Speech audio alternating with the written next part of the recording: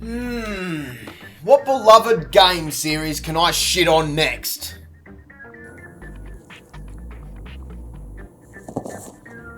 Hey kids, isn't it fun to steal? Sly Cooper is a fucking asshole. No, that won't do. I need something older. And here we have Bootleg Yoshi. Bastard can't even turn without signalling first. It's not old enough. Donkey Kong. Ah, the SNES. I haven't played that in a while.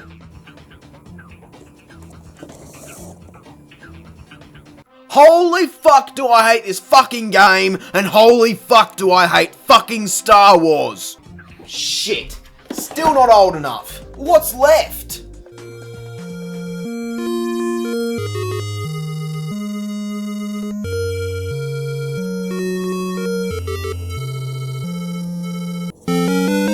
Ah!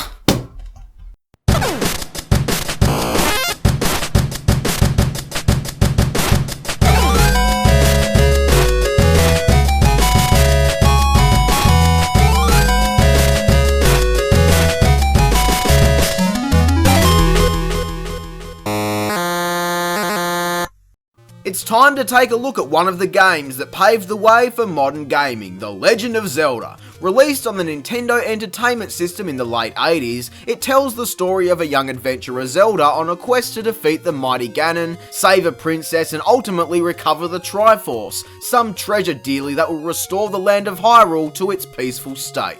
The game was rather epic for the time and broke a lot of ground. It was the first home console game with the ability to save your progress. Yes, think of all of the games you've saved over the years onto hard drives and memory cards. You owe your thanks to this. I'd just like to clear up that I've never played a Zelda game before, so this will be my first time. I'm no expert at the series, so go easy on me if I get anything wrong. Wow, look at this image right here. This would have to be one of the most iconic first screens of any game. As I'm sure you all know, we start off by going into this cave and speaking with the old man to receive the sword. From here on out, while you could just be boring like me and travel straight to the first dungeon, you could also get lost in Hyrule's forests, mountains, graveyards and coastline. For a game on the NES, this is pretty massive. Or is it? If you look at a map of the overworld, it certainly looks big and it feels big while you're playing, but it doesn't take long to get anywhere, which is a good thing. There is always something to do and something to find on every screen, whether it's killing enemies of all descriptions, visiting stores to purchase various items, or following the walkthrough you've already looked at to see where all of the hidden shit is at. If you feel like that's cheating, yeah, I kind of agree with you, but I did do my best to get through this game without a guide, but it can be hard at times. There are so many secrets, and while you do get the odd hint as to what you're supposed to do, that doesn't change the fact that there are secrets everywhere. It's quite a cryptic game, and I'm glad I'm playing this in 2016 and not 1986. It is possible to get through without a lot of the secret power-ups, but it would make it a lot more challenging in my opinion. Aside from the mystical backstory at the beginning, there isn't really that much of a story within the game itself, which is quite fresh compared to gaming today, where there seems to be some unspoken rule that every game requires some sort of narrative. I feel free playing this. I'm able to explore and enter dungeons as I please. It's the purest form of a role-playing game in my opinion. Of course, you are expected to raid the dungeons to fight bosses and recover pieces of the Triforce, but again, for such a simple concept, it's actually quite complex when you really think about it. Each new dungeon offers new enemy types such as skeletons, bats, Easter bunnies and dinosaurs. The Zelda fanboys just lost their shit because I didn't call them by their real names, but I don't care. You're also forced to collect keys for opening doors, and if you search these places from top to bottom, you can uncover special items that are required to progress through your journey.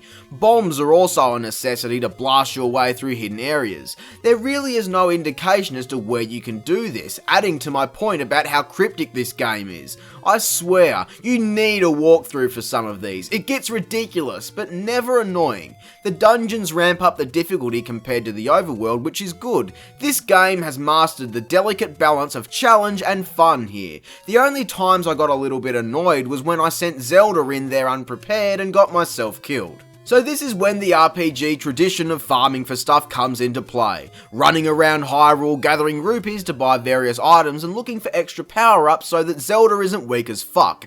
At this point, while I've already heard the classic overworld theme loop for the 200th time, I'm not over it. Some may argue that the repetitive music might get tiring, but I enjoy it. And now that I'm powered up with arrows, bombs and healing potions, it's time to knock these dungeons out of the park. The face dungeon, easy. The sad vulture, done. The Hitler dungeon? Don't really know what to say about that one.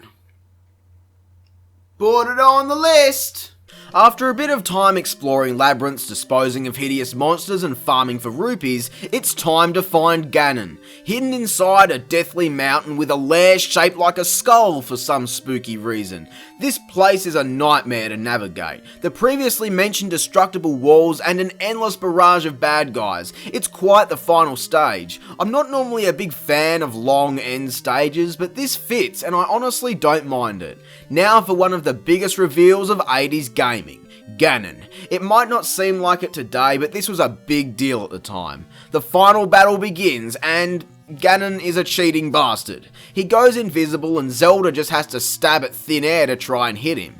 This boss fight is actually really good in my opinion. It's not insanely challenging, but for your first time playing, especially when the game was first released, I imagine it would throw a lot of people off. We destroy Ganon, collect the final piece of the Triforce and go into the next room to save the princess.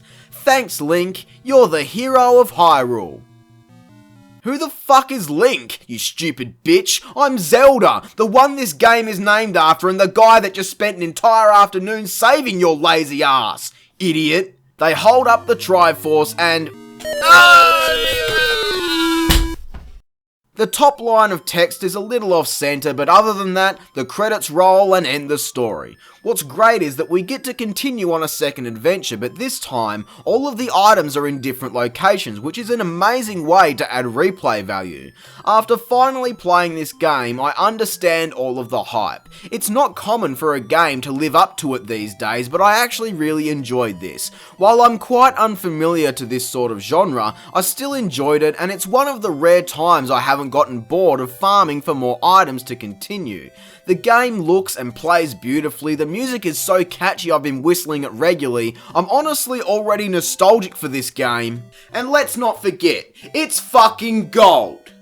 The Legend of Zelda gets 8 out of 10.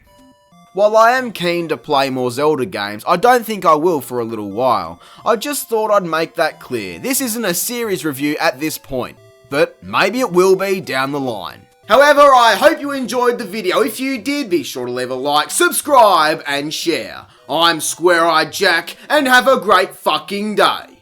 Thanks for watching. Also, if you actually thought I didn't know the difference between Link and Zelda, you disappoint me.